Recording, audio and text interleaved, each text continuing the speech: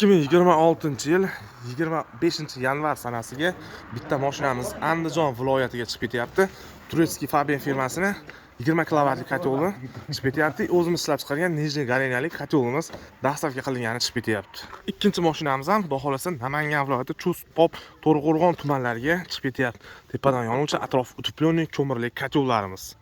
Hozirgi kotellarimiz наличие sotuvda tayyor, bemalol showroomimizga kelib sotib olsalar ham bo'ladi. Bizning kotellar showroomimiz Farg'ona viloyati Qo'shtepa tumanida.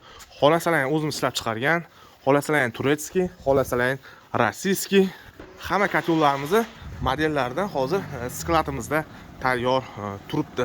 Tepadagi raqamlarga Telegramdan lokatsiya so'zini yozsalaring, joyimiz manzilini tashlab beramiz. Kelib turib, xolasalar shunaqa rossiyskiy kotel, xolasalar shunaqa Turetskiy kotel hammasidan наличиеda bor. Xudo xolasa qish g'amini hozir qishda yeb qo'ysalaring, keyingi problema bo'lmaydi. Kotellarimizga 2 yildan 4 yilgacha bemalol garantiya beramiz.